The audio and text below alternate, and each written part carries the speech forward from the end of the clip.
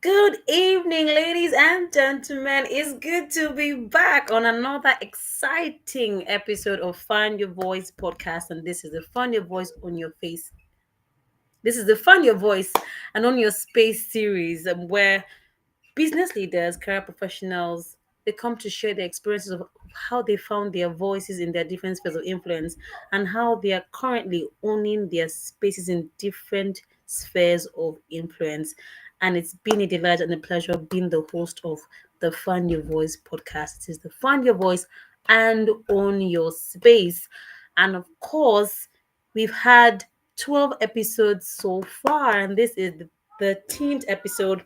Interestingly, this is season two, and we were supposed to have one last week, but our guest had an emergency and we couldn't, get that person back again. But hey, for this episode, we have a phenomenal, dynamic, amazing um, corporate master ceremonies, communications and personal development strategist. She also is a social impact entrepreneur, and she's doing phenomenal and amazing work in on different assignments in her sphere of influence. Ladies and gentlemen, join me as I welcome on stage. But before I do that, right, before I bring her up on stage, we are live on LinkedIn at Jade Sola Adeodun, and we are live on YouTube at Lady Jade Global. So please subscribe, make sure that you share, make sure you comment, make sure that you engage on LinkedIn and on YouTube. We're also live on Instagram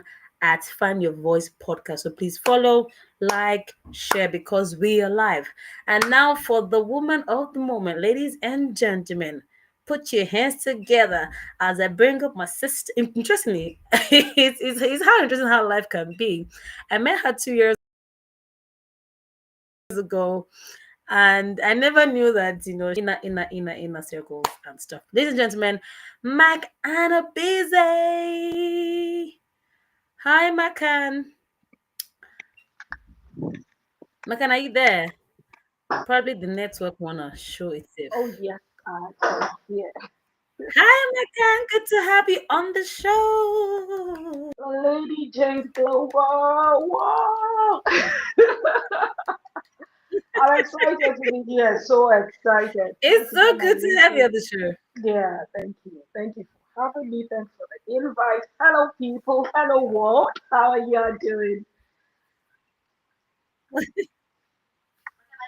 It's so good. Yes. It's so good to have you on the show. I was saying earlier before I brought you on stage that it's interesting how we met 2 years ago, and it feels like we've known all our lives because of the people that we are connected to Yeah. and connected with at one point or the other. But it's really beautiful, and this is to say that you never know how the stranger that you meet today can be connected to someone that is dear to you, or can be the link to that that will be a part of huge part of your life. So it's really good to have you on the show today. So McAnn, I know that you're a global compare. I mean, you've gone beyond the shores of Nigeria, you've been to Rwanda events, shutting everything down, being a communications and a personal development strategist, and also being in the social impact space. How did you start? Where did you start from?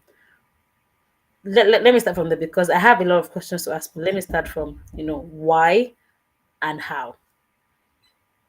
Okay. So why should am I starting with why or how? Which one? I think I'll go with how and then come to Why? why. Okay, how? Okay. Okay. Okay. Your So pick. how I started. The interesting thing was growing up, I wanted to be a lawyer and an accountant. So there was no part where media, speaking, or anything was there.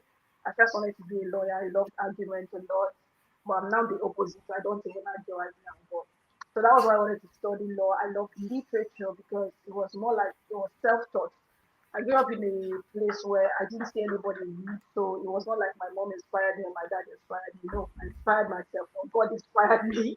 I became inquisitive. I'll pick up novel. We had this house help that was staying with us then. She was in higher class. So I'd finished reading my Mm. novels. Every time in primary school they bring out a novel, a literature for the term. I'll finish it, I'll get other people's novel. She was in just two, I'll pick up her novel, I'll read. So they said, oh, if you like literature, you're going to study law. I said, okay, I wanted to study law. But then later on, I loved mathematics. I said, oh, and I loved corporate, people that wear suits and tie. I loved it so much. And I said, okay, I wanted to work in a bank. That was when the desire for accounting came. So this was me wanting to study law and accounts. But by the time I got to senior secondary school, it was a different thing. I wasn't able to make a choice. So I was so definite that I think I had a discussion with one of my dad's friend who was a barrister. And he said to me that I should go ahead and I think study law. Then after that I could do ICANN and just become an accountant. But sha. That was what happened. And then by the time I finished secondary school, I was in social science, so it gave me the opportunity to either do law and accounts. I applied for accounting. First year I didn't get it. But then second year I applied for economics and like that. I got something else. And but before the course and the rest of it, another thing that I really enjoyed doing growing up was I loved the radio so much. I listened a lot to the radio because I grew up in a community called Zuba and we didn't have a lot of exposure.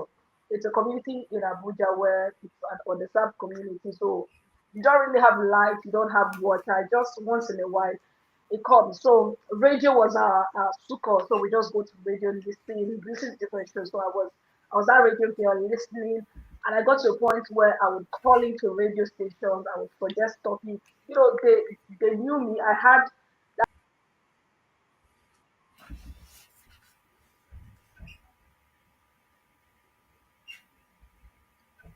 Hi, Macan.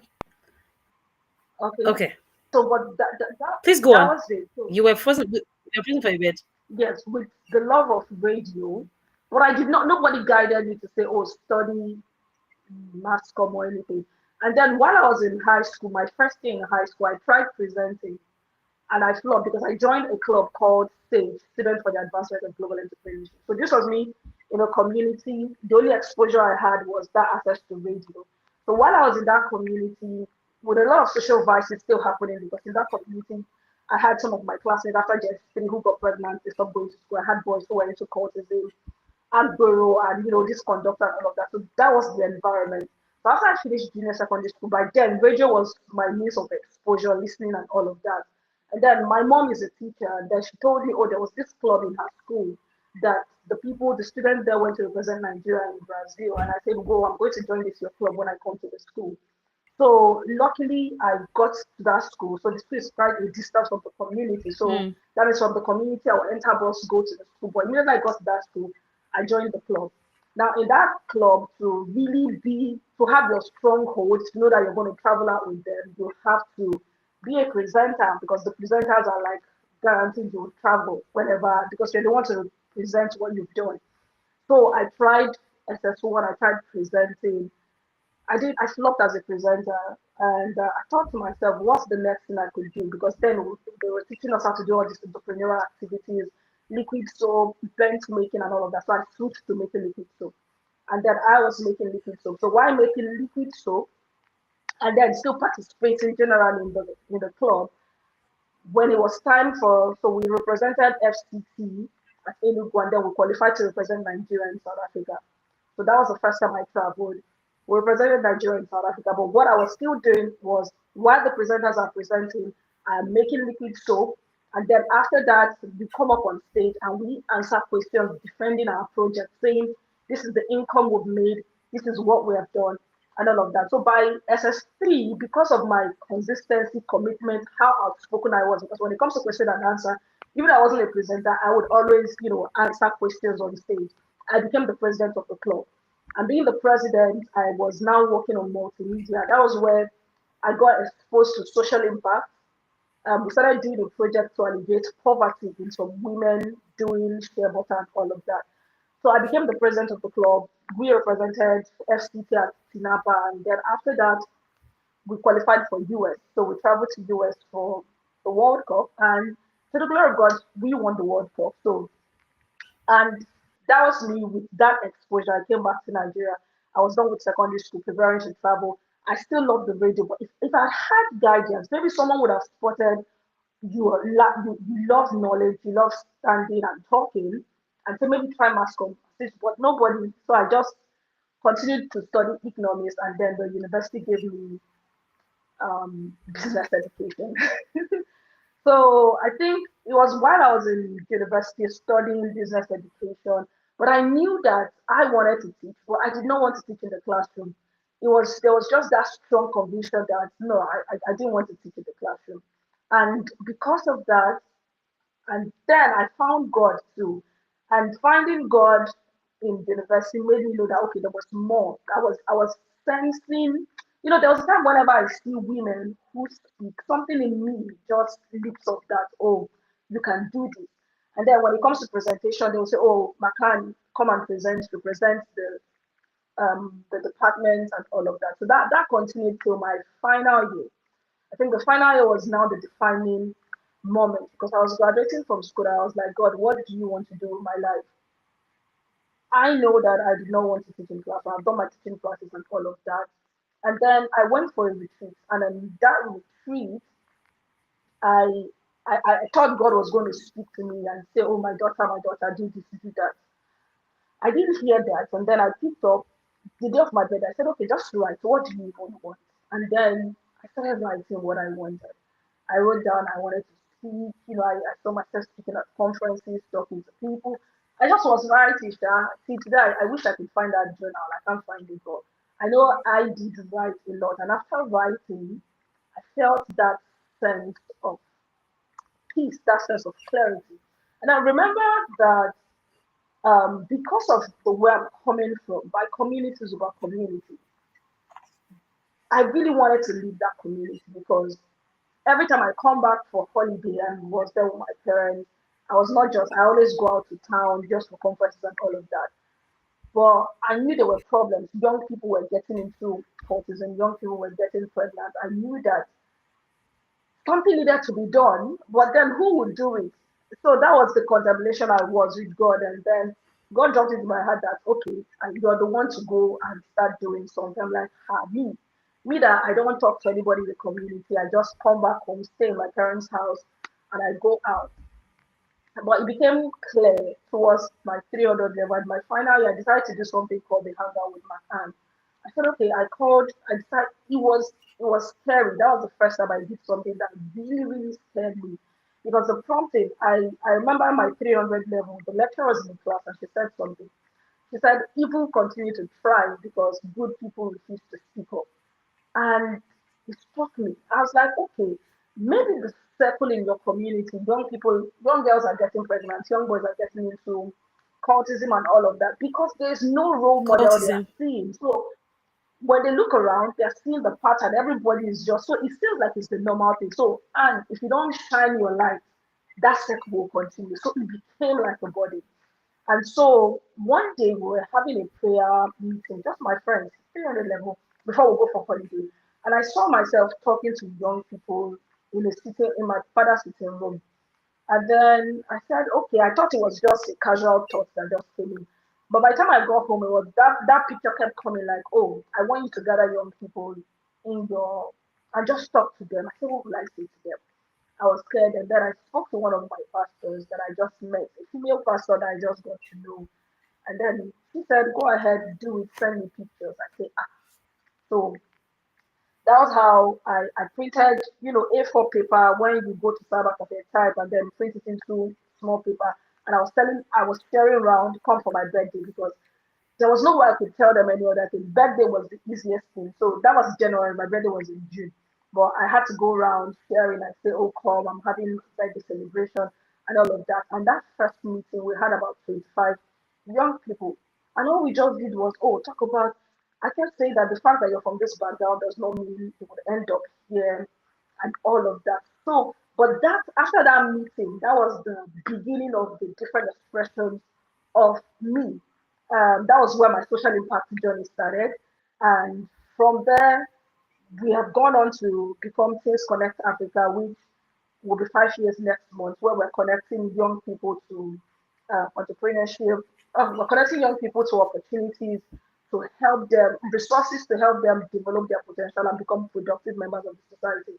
Because I believe that if young people can be trained to become terrorists and become violent extremists because we've heard of young people who go to detonate bomb as part of terrorist group. So that means if the young people are also exposed to the right mentorship, they will become productive members contributing to the society. So that's the part for social impact.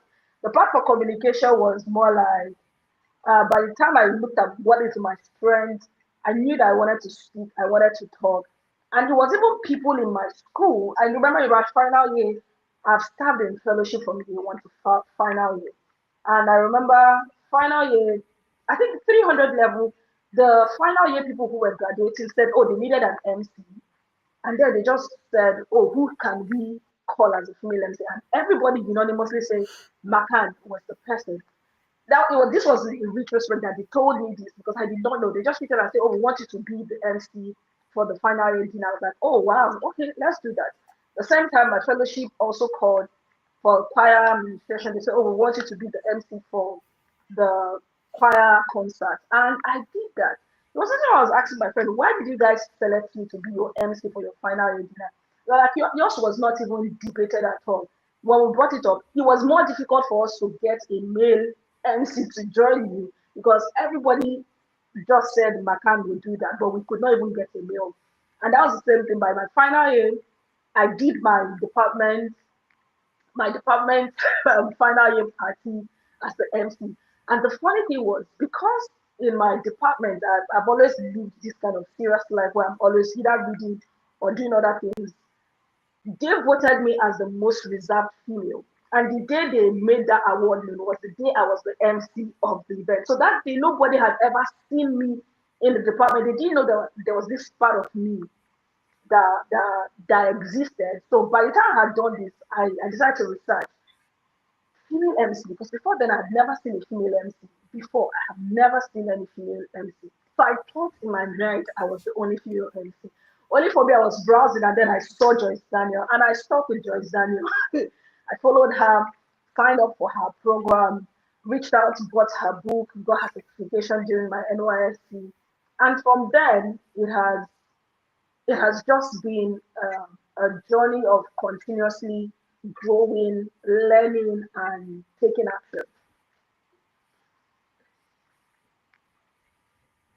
Wow, that's really phenomenal. Now, from what you said, it was a case of you breaking out of your community from oblivion to then seeing that there's a better life that works from where I'm coming from, and choosing to then go back to be the beacon of hope to people in your community. And I would say that that is very commendable.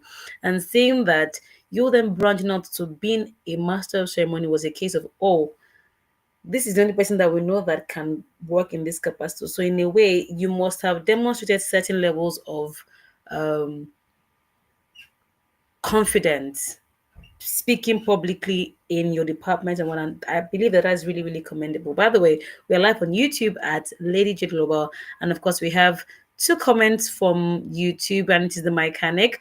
By the way, ladies and gentlemen, today is the mechanic's Whoa, birthday, my so happy panic. birthday to mechanic. We wish you long life and Happy birthday, my prosperity. panic. Yes, he's live on YouTube. Happy birthday to you, the mechanic. And he said he's excited to be here. And he's saying, good to see you, Macan. Thank you, He's my saying hello panic. to you, Mac, and I've extended that greeting Thank you. to Macan. So yeah, um, now I understand that people like to say, "Oh, the work-life balance," right? But how do you balance all of these expressions? Because I know that you had said that your passion to help teenagers have better role models to become better individuals in the society at birth and expression calls called the Teens Connect Africa. Now, how did you then grow your team? Because for you to be able to be a professional MC and then being able to do social impact work and being a communication strategist, how have you been able to create a form of harmony to all of I mean that? that's so important because um oh my light just went off. Give me a second.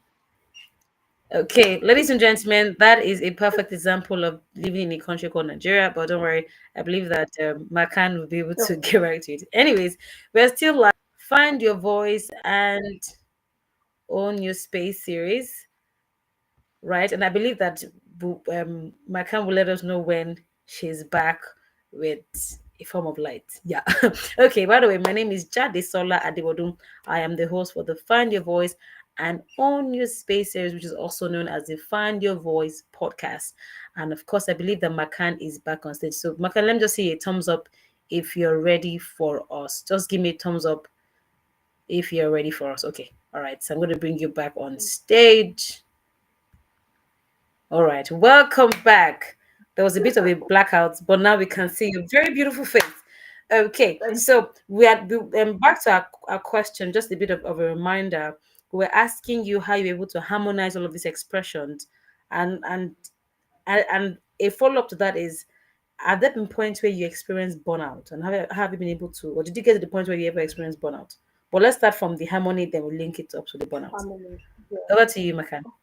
Okay. So, how I'm able to navigate all that. By the time I started getting a sense of purpose, I know that every expression of your gift should produce results. When I mean produce results, you should be able to make profit. You should be able to profit from it. You should be able to also make impact from it, and legacy.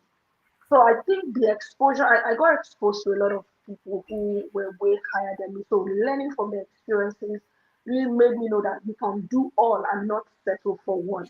Because at the point I was like, God, which one do you even want me to do? I'm doing this, and then I'm also, how do I even fund the impact what I'm doing?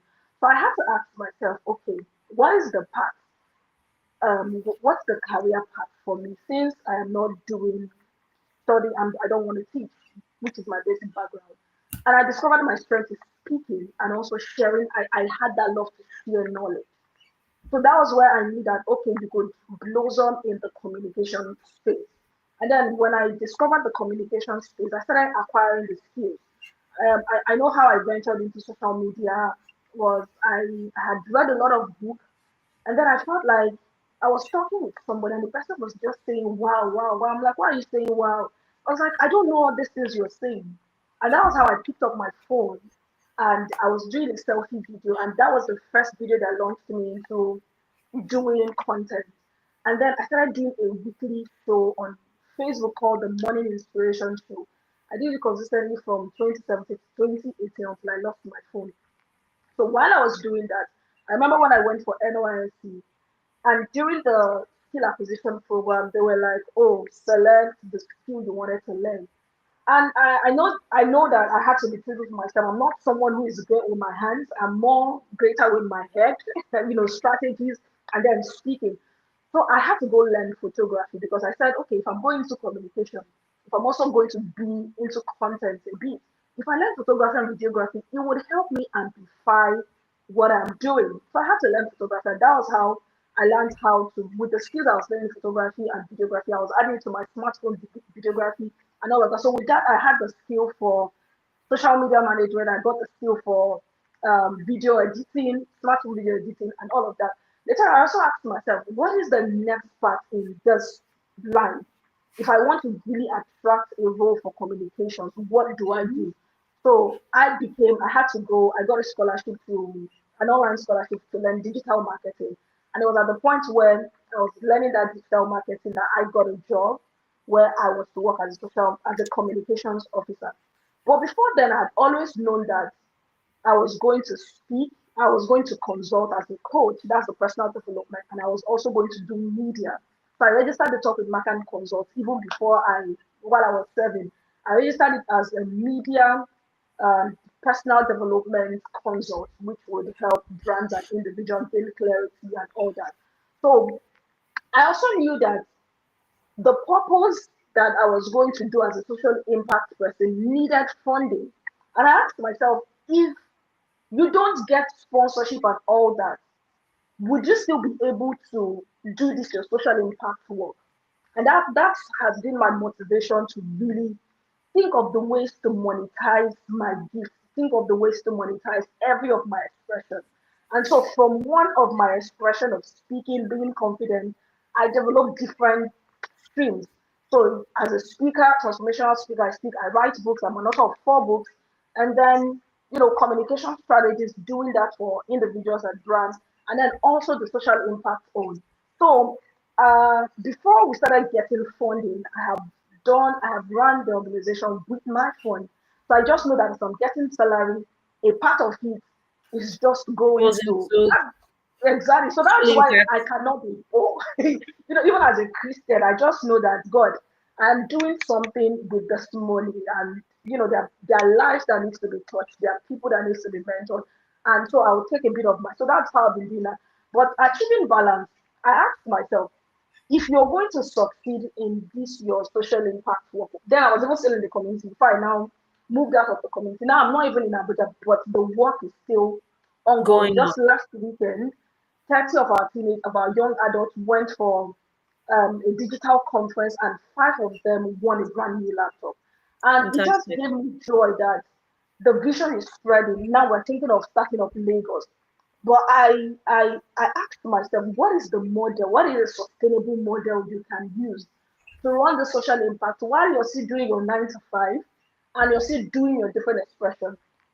So initially, before I started Teens Connect, registered as an organization, we were doing the Hangout with Macan. The Hangout with Macan was a yearly, an annual event. But I knew that an annual event would not produce the required impact in the life of the young people in that community. They needed more frequency in interaction and all that. So I Yes. said, okay, we could do monthly. And then COVID now happened, everybody was on lockdown. There was nothing to do. And I was just forced to start the monthly mentorship program. And even though the teams over time were saying, can we do this weekly? I said, weekly, who is paying the rent and all of that?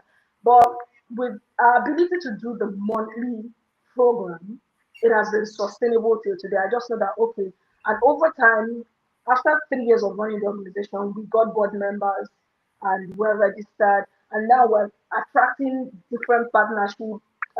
We've been able to also run some other independent programs apart from the monthly mentorship program. So being able to manage all of that is just the consciousness that, first of all, it is not of me that willeth, but it is God that works in me. I also work with the mindset that I can do all things through Christ that strengthens me.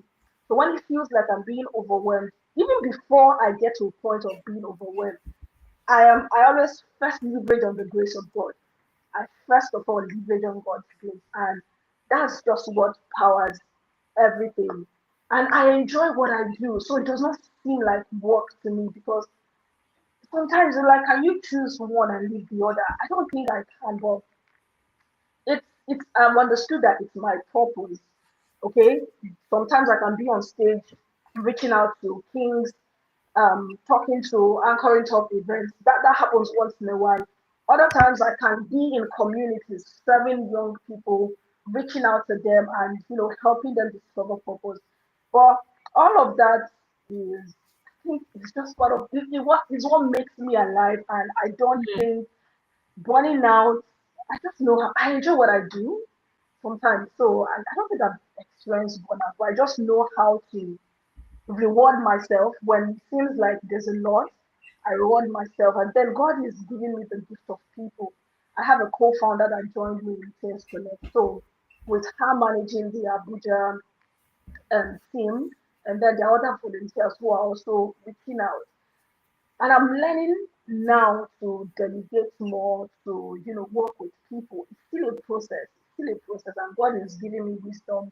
I'm taking up courses. Last few months ago, I had to go to LBS to just go learn about non-profit leadership management, because I know that the knowledge I have to run things connect might not take it to the next level. So Take I'm you floor. constantly seeking for ways to acquire knowledge. I'm always signing up for programs, and then also seeing how to make sure I'm maximizing every aspect of myself, so Hmm. that at the end I will just come to God and say, "Oh, you gave me this. I was able to do all of this." So All right. Thank you so much, Makan. I mean, it's really beautiful to hear how you're able to, grow this thing, because I understand that running with a vision and also either being an employee or an entrepreneur can be very demanding. I mean, safe to say that as women, we still have the 5 day, that if anybody touch us, we can do or not do. things can happen within those 5 days because nature is taking place. And then with the demands of work, and just like you rightly said, that for you, you're able to lean in on the grace of God, being able to understand that I'm not here in of myself, but then it's important that the people that you're called to, they're also being impacted, which is very, very important. Now I'm going to ask you a very interesting question. How do you make a mental switch? Being, let's say, for example, you had just um, spoken to the teenagers, right? The people that you are mentoring, the teenagers you're mentoring, and all of that, and you have just probably had a conversation with them, and probably in like another 2 hours, you have to be on a virtual, call, or you have to go and host an event somewhere. At what point are you able to make the mental switch to say, "Okay, you know what, I'm no longer McAnn, the social impact auntie. I'm now the global compare." What are the things that you do? Because I mean, I have had to, I'm also a professional master of ceremonies, and I've had to switch from hosting a book launch to moderating a panel between real estate, voiceover acting, and money management. And it took the grace of God, because you didn't have to fight the place of traffic or probably getting to the venue, makeup for the ladies, looking good looking, making sure that, I mean, even though you have a personal assistant or an executive assistant, there's some things that you just want to ensure that it has to go well. So what are the rituals that you indulge in to make that mental switch? Hmm. Okay, this is. Okay. You know how you have to We took a deep breath. breathe. So I feel like um, it's the consciousness. I think this year it became clear to me. The consciousness of my purpose became clearer, and I started, putting out myself there, voice to kings and nations. So I see my assignment as a global compare, that it's a calling to kings, it's a calling to top government officials, it's a calling to leaders, captains of industry. And then to nations, I don't only work with teenagers. I also, as a personal development strategist, I also work with individuals, professionals, Professionals, senior professionals, business leaders. mid-level professionals, exactly. So I also work with them. And then I remember there was a program I've run the personal development online boot camp. I think I ran it for like 5 cohorts where I've had even people who are older than me sign up for that. I think it's understanding audience management. So training is great. I have trained every expression that you see me manifest today. I have trained for it, and I'm constantly training and retraining. Like this year, I had to take out a chunk of money to sign up for the Money Making Moments Conference by our mentor, Jade. So, Yeah, and then before now, I had also trained as a professional compare with her, got certified. So I certified. know that these are the ethics of hosting an event. You need to research. Yes, You need to know what's the protocol. So learning, I'm constantly learning. I follow other compares. I watch how they do things. So it's everything starts in the mind. So you visualize. You know that okay, like last month I was a keynote speaker at the graduation. I just know that when you're talking to an audience, children, younger people, you know how to. And then I also learned public speaking. I've trained as a public speaking coach for some time. There was a school I was working with in Abuja, and also had the opportunity to train other professionals on public speaking. And one thing that is important as a public speaker is understanding your audience and knowing that every time you're interacting with your audience, you need to have a captivating opening. So if I just make that mental switch. I wear the cap of voice to nations when I'm working with teenagers or other younger professionals. I just know that you're talking with them, you need to come down to their level. And then when it's time to also get to host, you need to research and also match up with what is required. So I think it's that wisdom of getting the right knowledge, watching other people who have excelled in this industry and having them around you. Always seeing every time I see people I admire in the event hosting industry, Mojipade, Josh Daniels, and I watch their videos more than once. I'm not, other people are watching it as content. For me, I am watching to learn. I'm looking at how they are recognizing people, the right words they're using. So it's getting trained. So for everyone listening, if you know that you have different expression of your assignment, don't leave it to chance. Go and get the right training. Go and get the right knowledge, because if not, you will burn out. You're doing you see that you're exerting energy, but you're not even making change. I also had to, because of my work in the social impact space, I had to go to LBS from May to July. I paid a lot of money, got to learn there. So I'm always, that's why I'm always learning. I have the mind of a child when it comes to learning. I'm quick to get feedback, improve on it, come back. When I see another person that knows something I don't know, my heart is very humble when it comes to learning. And I'm teachable. I think that's helped me evolve. That helps me know when to put on the cap of the global company. That helps me also know when I'm talking to this audience, young professionals, or when I'm talking to senior professionals, because as a communications strategist, there are times where we're working on brand. Recently, there's a project I'm working on with someone who is running for something in Canada. So it's just that knowledge of knowing your different audience, and you just switch that's Fantastic. Thank you so much, Maka. And by the way, ladies and gentlemen, you're watching the Find Your Voice on Your Space series. And it's also known as the Find Your Voice podcast with Jade Sola Adewodun. We are live on LinkedIn currently at Jade Sola Adewodun. And we're also live on YouTube at Lady Jade Global. Right, and I'm getting a comment from you from the YouTube, and it's from Nima Shagumo Talker. Hi, Talker, good to have you on my YouTube. It's wisdom to call. You're tuning in. Good to have you. Thank you so much. She's saying hello to us on the show. And we have about 3 more people who have joined us on YouTube. It's good to have you. Please let us know your name and where you're joining us from anywhere in the world. It's good to have you on the show. And of course, I'm live with the beautiful, delectable, phenomenal Anne Obize. Okay, now so there's this common mindset, especially amongst ladies in this generation, when they say, "Oh, some ladies they do well when they're single, and then when they then get married, it seems as though they just go really quiet, nothing's happening, and whatnot and whatnot." But I mean, you got married 2 years ago. I know that it was your first year yes. anniversary So we're in our second a year few now. months ago. We're moving to the second year. Congratulations. Thank Second year, apologies. You are in year two. Yeah, married woman, a senior married woman. What do you mean? Please, 2 years is not a joke. We'll live, more don't joke it. So, how have you been able to um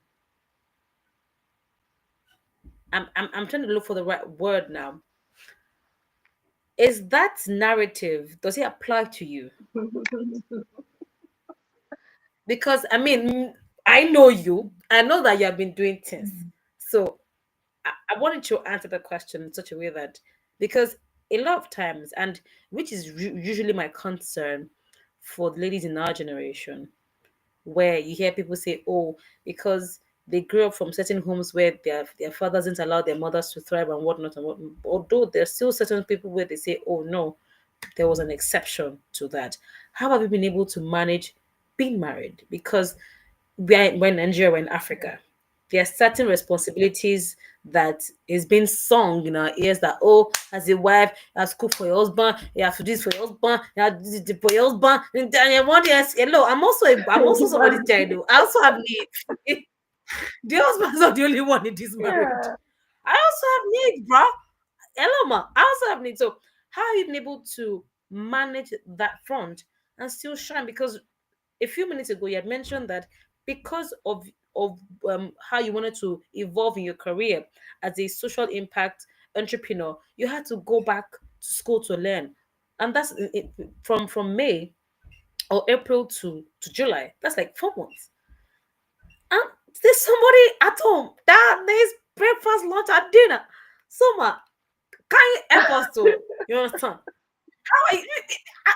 I'm being very. Yeah. I mean, you know this, Yes. and I feel like it's high time We talk we about begin to it. put the spotlight to say See, it's possible that you can have a career and still have a good marriage. I mean, there are older women that have shown us that it's possible. But even in our generation, I think that the earlier we start to say, yes, we may be young in marriage, but this is where we are at this time, and it works. So, can you, I mean, give it's us a an expose beautiful in that question because department? I remember when one of the funny comments I got when it was announced that I'm getting married. I was like, whoa, my God, you're getting married. This was a younger guy. He said, I didn't know marriage was for you. I'm like, are you for real?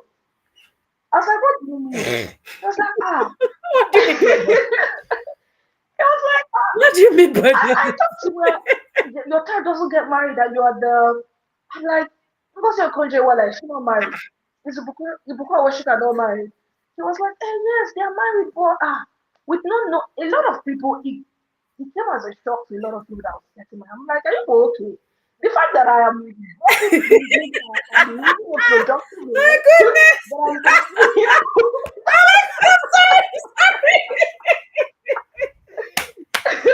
it doesn't mean I don't have feelings, I don't have blood, but I'm just someone who have discovered purpose. And I was concerned about getting married because my mom, I grew up in a family where my parents are still okay, but my mom had to sacrifice a lot when it comes to her dreams. That I watched her, she has a lot of potential, but she didn't live up to those potential because of marriage. And when after you get married, you've not discovered yourself, and then you're now trying to exhibit some things. The man is like, what is this one? I don't know you with this. So that became a lot of so there were a lot of opposition when she wanted to try out new things because my dad, being the African traditional man that he is, my dad was even scared. I know that for me getting married, because I like, Amaka, when are you getting married? Because my name is Amaka and all of that. So it was me, I was not really so concerned. I was not those kind of people that kept praying and praying. I just told God that I wanted to get married to someone who feared him. Um, Hi, Macan. Okay, can you hear me? please go Okay. on. Please Okay, go who on. feared God and would allow me shine in my purpose and all of that. So that was kind I know I was first in a relationship that God had to deliver me from. That was my first relationship. I even thought we were going to get married after 2 years or thereabout. But it didn't work. But this my husband now, Mr. Philip, was just God sent. I believe that God so by the time I broke up with that, we were still friends, but I did not know we were even going to get married and all of that. But by the time before I broke up from that relationship, I had to because I journal. I'm someone who is big on clarity. That's why I wrote my book, Flip the Switch, How to Move from Confusion to Clarity. I cannot thrive in confusion. So I'm always seeking for clarity at every point. And one way I get clarity, apart from other ways, is journaling. So I remember I got to the office that day and I said this was the end. I don't think I had to ask myself, and what do you want? Exactly what do you want in a man? And I'm not someone who's materialistic because I know that my father, God, owns the universe and whatever it is, we can build and we can grow together and all of that. So I started writing. I wrote down that I wanted someone who would lead me, who would support, who would, I just wrote some key things. Someone who fears God, who would lead me, who would nurture me as a flower that just allow me blossom and really fulfill purpose. And after writing that, the only thing was like, but that's feeling. I'm like, well, this guy asked me out like 2 years ago. I was still dating, and because of the many assignments I do, I'm not someone who can emotionally attach to double people. So when I hear people do double dating, how do you do it? Because my emotions is committed to purpose and other things, and I'm still trying to assess one man, and then how I cannot double date. So I said, oh God, I'm already committed to somebody, so it cannot be you. And I tell guys, a lot of guys were coming and you can check my record. There's nobody that will say, "Oh, I said yes," apart from who I did. But I had good male friends. But I think the first thing was that heart for God. I made up my mind that while I was in school, that I was not going to date. I was just going to focus on knowing God and discovering my purpose. So I had that sense of identity.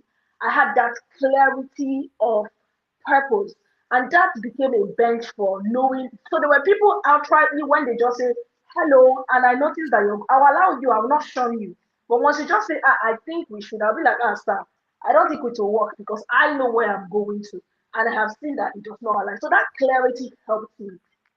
And I've also had role models that who who have been able, who are currently managing different areas of their life and still succeeding in marriage. And it gave me that hope that I could also succeed in marriage once it's the right person, the person that has the right mindset and all of that. So that, I think that clarity really helped me. And by the time I broke up from that other relationship, and then Philip was there. I think I even invited him to an Instagram live, and then from there, after the Instagram live, we spoke because he has constantly been around my corner. He has constantly been someone I go to whenever I need clarity or I need business strategy. I'm saying, oh, the first time I launched personal development online bootcamp, it was one of the first person I spoke to. And the funny thing was, it was even my mentor that connected us because I was at that point. Naomi Osemedua, tomorrow is her birthday. Shout out to Naomi Osemedua. And I was at that point Hey, happy where birthday to her. I knew that a part of my destiny was global. So I was seeking for global opportunities and all of that. And then she was like, oh, there's this guy she met at Hive that he does. So my husband also does this helping people get grant opportunities and all of that. So she connected. I think there were three ladies that she connected to him. I remember the first time we met, I was still serving. So I told him, oh, this is what I'm trying to get grants. I want to travel out. I want to do this. So he would just told me, oh, do this, do that. So we now have that relationship. Whenever I want to talk around my purpose, I need clarity, or I need somebody to come and speak on my training, he was always the one. So when it has to be out there, so that was just it. We continued.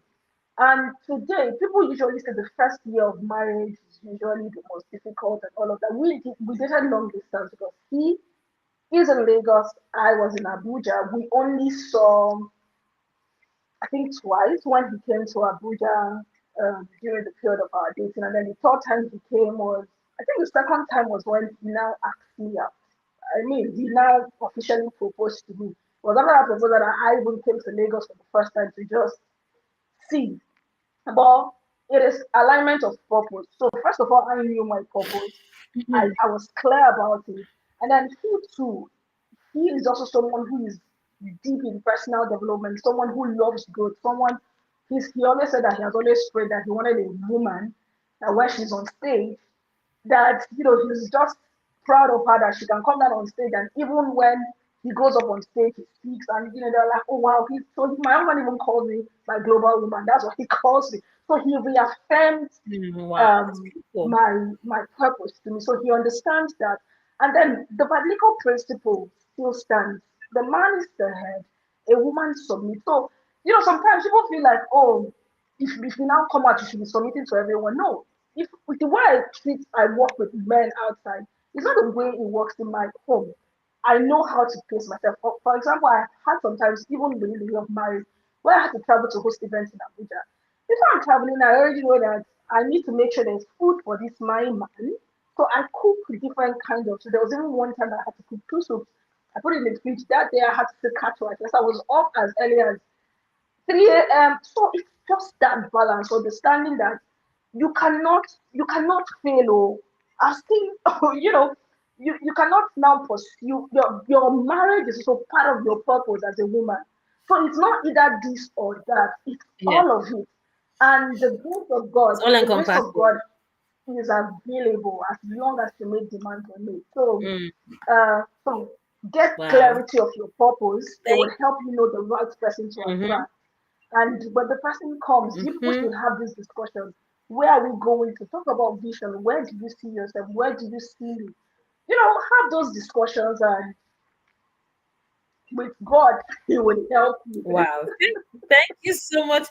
Thank you so much, Makan. I mean, you actually make it sound easy. And one thing that I hear is because it takes you being considerate of yourself and the person that you're Mm-hmm. with. Because I then realized a lot of people go into marriage being selfish of No, what they wow. want and not considering what the Yes, other yeah. person wants. Which is why there's always a lot of friction. But for you, you're like, okay, yes, I'm married to this person. You have that consciousness that, okay, yes, I want to be married. I'm not married to this person.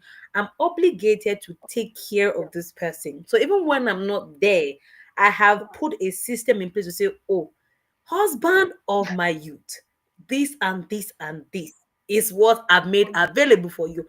And because already the man that you're with understand. understands that like you rightly said, he calls you my global woman. So because he knows that my global woman has to go global, you want to travel, my love, you know what to Exactly. do. We are not having this love conversation. Just so, I mean, I really, really commend your husband. I mean, he's one of the very few men that understand, because again, I was like I said before I came on the call, I was in a conversation with a friend of mine, and she was telling me how, she's really concerned for strong women, women that they are, they're at the forefront of their businesses and their industries, and how people are saying, oh, who is Ibukan and that she's like, and Ibukan Washika's husband is comfortable being behind the scenes, and it's like, hello, she's the one that is this, he can, because he's secure in himself. So, and I believe that to the men that are watching us, right, sirs, please, we want to beg you, being an African man cannot really work. Yes, you need to evolve, please. It's very, very important. Now let me take a quick look at YouTube, because we have a lot of comments pouring in. So we have Philip, um That's Amadu my Abuchi. He husband. says, well That's done, Lady Jade my and husband. Oh my, sorry, sir. Husband man, husband man, we greet you, sir. We do like this. We twirl to you, man of God. They are reading your CV. Your CV is rich, sir. We salute you, sir. Well done, sir. Thank you. Yes. If you say it's great conversation, we agree with you, sir. Yes, sir. We agree, no, sir. We agree to God. We agree Finish with here, you. Thank you for supporting. Yeah, you're a man of God. Yeah, no, sir. See, I'm doing. See, it's double toilet for you, sir. Okay, well done. Thank you so much for being on the call and for supporting your amazing global wife. And of course, the mechanic is also saluting me, sir. Thank you, mechanic, because we need to salute man yeah. of God. Okay, and of course, we have Obize Esther. She's an amazing couple. Thank you. So of course, the mechanic is really, giving us some extra adjusters right now. And again, I'm really glad that you have a man that is supportive, and I believe that is something that other men can learn from, because I understand that growing up, a lot of them, the most men in our generation were only shown that dropping money and paying fees is how to be a father. But then I believe that the men in our generation are rising to understand that no, there's life beyond paying the bills. Being present for your wife, for your children when they eventually come, and just being supportive and being vulnerable enough to say, you know what, this is where I am as a man. How can you help me? Because it also takes the woman being vulnerable enough to support the Exactly. man. Now, just before I yeah, now just before I came on the live, I had seen an excerpt that said that talked about how a marriage ends, that the moment the man stops loving his wife, the marriage dies. And the moment the woman stops respecting her husband, the Mhm. marriage dies. So being able to know, I know that my husband, I need to respect and honor my husband and make his noise out loud, not from a place of deception, but knowing that he's doing the right thing. And I have to encourage him. And one thing most women don't understand is our men need So, encouragement. so, so. The little thank yous here and there, the little, oh, I see what you're doing. Thank you for everything that you do for us as a family. See, it used to boost yes. Oh my Terrible. goodness. I mean, and the reason why I know this is because I mean, I have friends who are married, and they tell me these things, how they go as far as even buying their husband gifts. And I'm like, my sister, let me come on the master class, because you know what. So I mean, thank you so much, Mr. Philip. We see you. We appreciate you now. Because of You our time, Lord Jesus, every time I'm on this show, we like to have conversation, I know. But I mean, final words now. Um, what will you say to a young person out there? Like you already said, in your journey, you were focused on finding your purpose. You have a strong relationship with God, who is the compass in your journey of life. So, what would you say to any young person watching this video and they're wondering, how can I find my purpose? Or maybe a young lady who is probably doing well in their business, they're leading ladies in their sphere of influence. How do I find the right person? And how do I not friend zone my husband? Because you're that's what you're doing. But I mean, we understand that you are doing purpose. Okay, you understand. But how do I not how, how do I not friend zone my husband? How do I not brother zone my husband? You understand?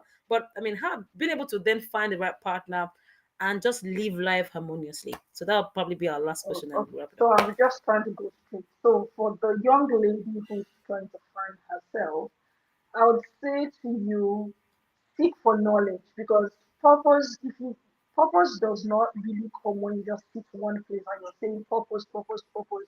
You evolve into purpose as you grow. Because if you, there's a level of knowledge you need to have before God exposes more things to you.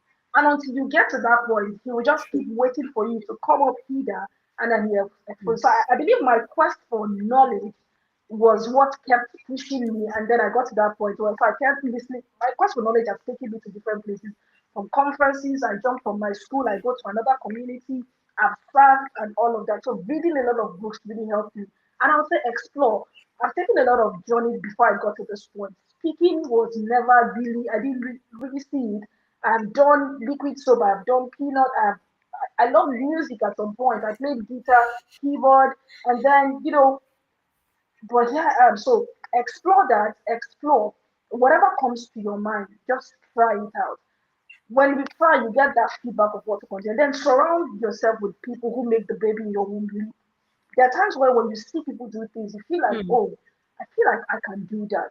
See how to get close to them. Sign up for their courses, sign up for their programs. Mentorship has helped me a whole lot. Even now that I'm married, now that I'm even still married, I believe the first year of my marriage even worked a whole lot because of a meeting I had in DTK, and she was like, "See, you have to spell out what you want and spell out what you don't want at this point. Don't try to say, oh, you're keeping quiet and all of that." So mentorship has really helped me. Both the ones I got through giving value and the ones I paid for it has worked. And then for young ladies, career professionals who are working, I'll say expand your network. Even though I am big on purpose, I've had men, quality men around me at some point who are either interested in relationship or expand. Don't just, I know we're Christian ladies, there are ladies who just do church, work, home, church, work, home. I've done a couple of fellowship that I remember when my OMYV family, today we still call them family. I signed up for OMYV, I did that fellowship.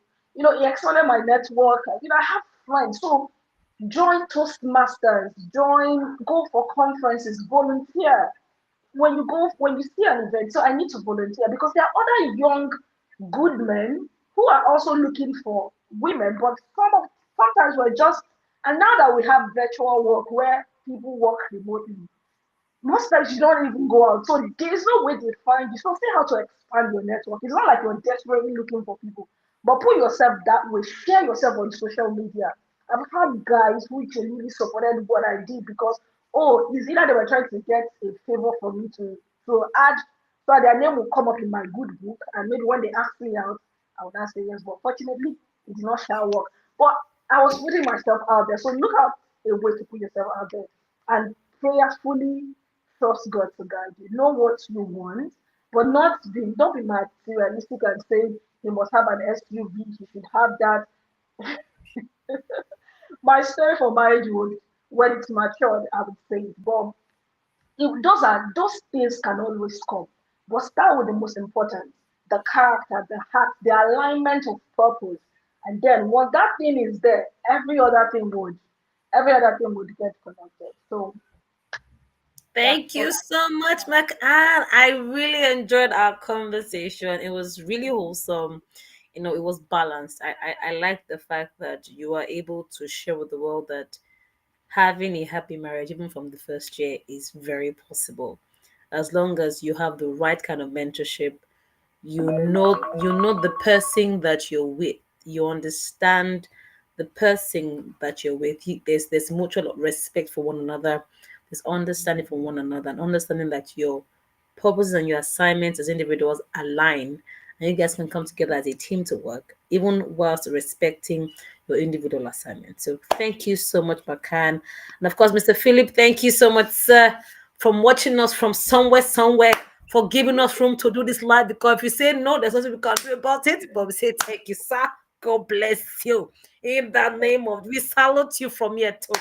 All right, ladies and Amen. gentlemen, thank you so much, Macan. Thank you so much. Hopefully by tomorrow we'll have excerpts of our conversation live on LinkedIn, and definitely it will be sent to you by my team. All right, Oh, thank you so much. Have a lovely evening. God bless you, sis. you too. We will talk later. All right. Ladies and gentlemen, It was indeed an amazing and robust conversation with the one and only Mac Ann. My name is Jade Sola Adewodun, and it's a pleasure being the host for the Find Your Voice and Own Your Space series, which is otherwise known as the Find Your Voice podcast with Lady Jade Global. Till I come your way again for another exciting and informative episode next week, Wednesday. Have a lovely evening. Bye for now.